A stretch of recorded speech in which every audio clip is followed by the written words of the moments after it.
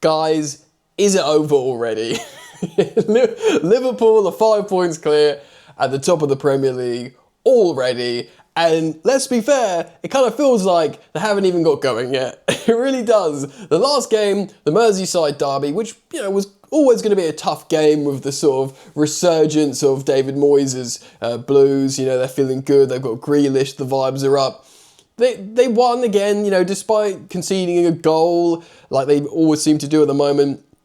But it really does seem like they're warming up and they've got a 100% record across all competitions, yeah?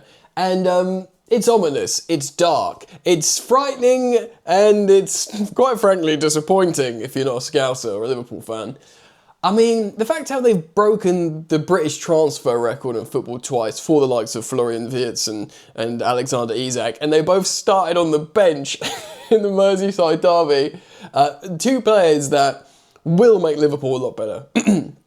Wirtz hasn't got going yet. He's kind of had a sort of, in many ways, I'd say a disappointing start. I don't think he's got a goal or assist yet. And of course, Alexander Isak isn't fit. Excuse me.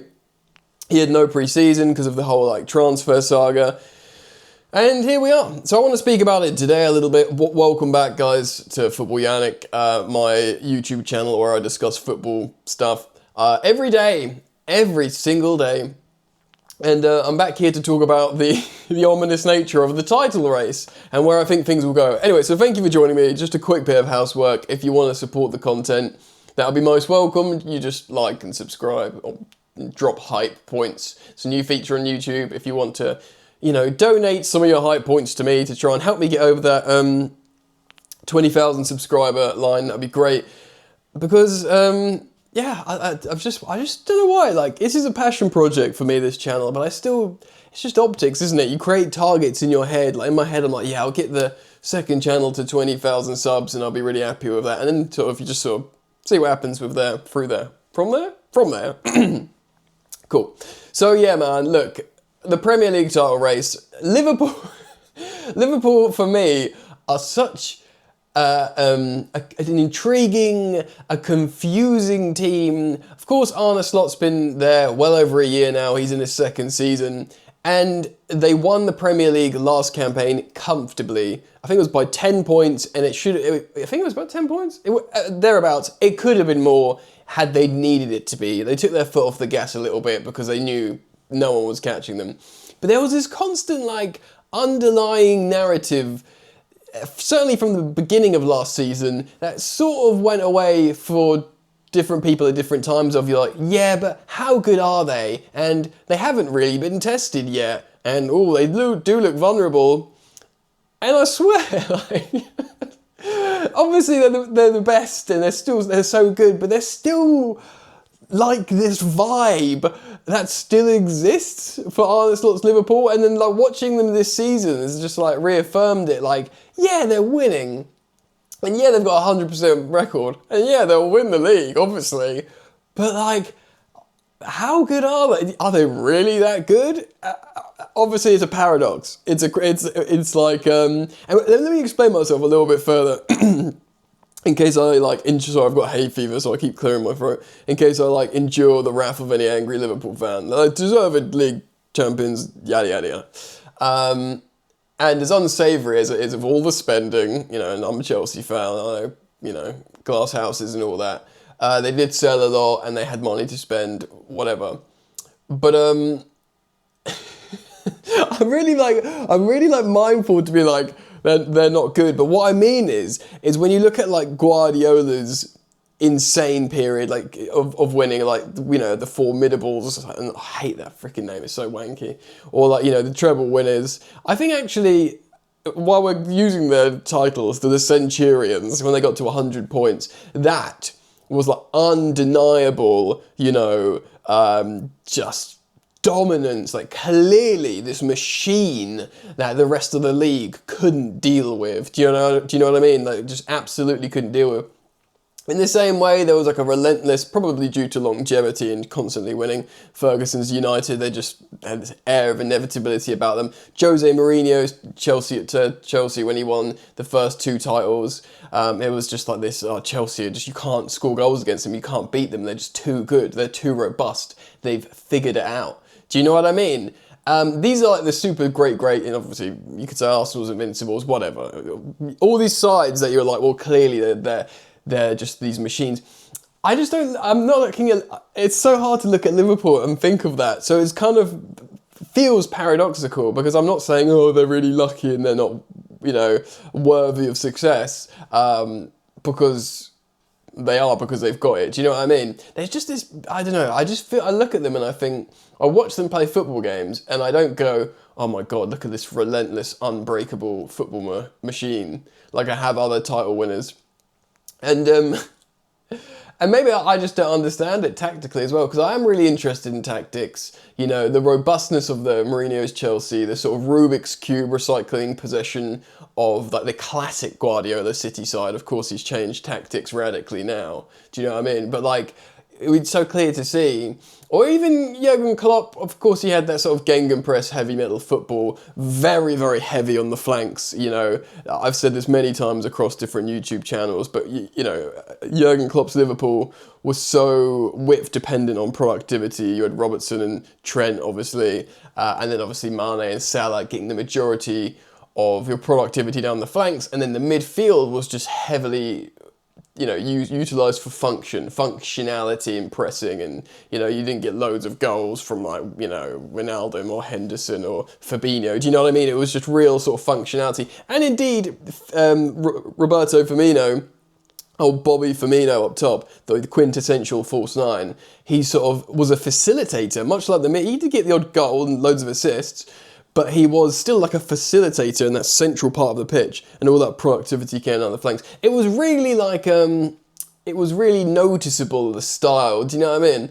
And what he was doing, and it came with weaknesses, yeah? It wasn't like infallible, and actually the season that Klopp wins the Premier League, he does tighten up a little bit. But in terms of identity, I'm looking at this Slots Liverpool, and I just thought they've got good players. Like, Alisson's, the best goalkeeper in the Premier League for me. Still probably I think he's probably the second best in the world, behind Thibaut Courtois. I think on form is just undeniable. And then you've got Virgil van Dijk and Kanate, really good centre-back partnerships. They've demonstrated weakness in the midfield and the flanks with the new personnel. Gravenberch, of course, has been incredible. For me, that out of everything, yeah. For me, the biggest obvious tactical coaching triumph for Arne Slot is what he did with Gravenberch, like how he picked him up, changed him, and made him integral. But I don't watch a Liverpool game and think, wow, this is exactly how they play all the time, and this is why no one can beat them, because they just seem flawed as well. So for me, it's fascinating and intriguing. Look, it's a welcome change from Man City constantly winning it, that Liverpool should come to the fore. As a Chelsea fan, I got to be honest, I'd probably, as much as Chelsea fans don't like Liverpool, I'd rather it be them than Arsenal, probably, But I just wanted to talk about it because they haven't even, like, Isak will score goals for Liverpool, and he's 25, I think, so he's like 8 years younger than Salah, 7 or 8 years younger, so he will pick up the mantle of scoring all the goals. Salah will go in the next 12 to 18 months, he'll either go on a free, or they'll get a few quid for him and he'll go to Saudi, they'll finally get their man with Salah. And the way they've funneled loads of finishing moves, the way they've funneled the moves to be finished by Salah, it will become Isak. He's just too good, basically, I think. Very intrigued to see how Florian Wirtz works out, because he cost a lot of money, and had a very good explanation, actually, how the likes of the midfield works a lot better in his absence. But again, he's got a humility to him in terms of a number 10, Wirtz, that, he hasn't got main character syndrome, which is a good and bad thing for a playmaker like that. Look, someone like Cole Palmer knows he's the best on the pitch, or Fernandes takes responsibility, wants to be the guy, Bruno Fernandes, and there's other examples as well. But we'll see what happens with Wirtz. But I think there is an undeniable element of Isak coming good. And I wonder how we'll look back on this like era. I mean, I think they're probably going to win the Premier League again. I think Pep's probably not going to win the Premier League again, and then so the Guardiola, the Man City era of dominance is over. I mean, I did a video yesterday about Guardiola literally parking the bus, taking off a striker for a central defensive midfielder and like a winger for a defender or something like that. He would completely went back five, stink it up, park the bus like we're through the looking glass now. Do you know what I mean? So I think Guardiola's reign of terror in the Premier League is over. But I'm sort of fascinated to think like, you know, will the bridesmaids in Arsenal take over? Is it just Slot? Because Slot's, you know, it's only just arrived and he can hang around for ages. Is it going to be Liverpool's era? And I wanted to speak and make the comparisons of like these undeniable teams where you've got these just blatantly obvious sort of philosophies and traits, and maybe I'm just blind to it, but I just see Liverpool as a team of really experienced, good to go players that have been there before. Maybe even like, I don't know, it's so tough to explain really, because they work really hard and they've got like a high level of fitness, so they're never going to be like compared to, I don't know, like a lazy Galactico team. But it's just fascinating because Arne Slot obviously was looked at by a lot of teams before he went to Liverpool, but he was never really anyone's first choice. And I'm still trying to work out what's happening. Do you know what I mean? Like yes, Salah's amazing. You know, they've got the spine, Alisson, Van Dijk, Salah up top, and I guess, you know, McAllister was really important, but I suppose Gravenberch's their most important midfielder currently.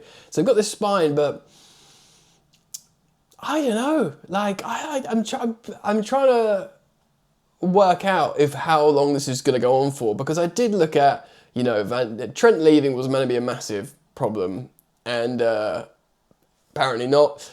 Salah's getting older, Van Dijk's getting older, like how good are the other players? Is Konate going to go to Real Madrid in the free? What's happening, you know, is Frimpong and Kirkiez like, is Frimpong too an offensive fullback? Is, you know, Kirkiez hasn't always looked amazing since he's come in, Wirtz is yet to hit the ground. Like it's almost worth thinking about like the Premier League landscape, like is anyone amazing at the moment? And I really don't want to undermine any achievements from Liverpool, but like, it's a good thing as well. I don't want some like relentless winning machine that gets like, you know, 98 or over 95 points every season, and it's just so boring because they've just found a way to just win every game and all the jeopardy's out of it.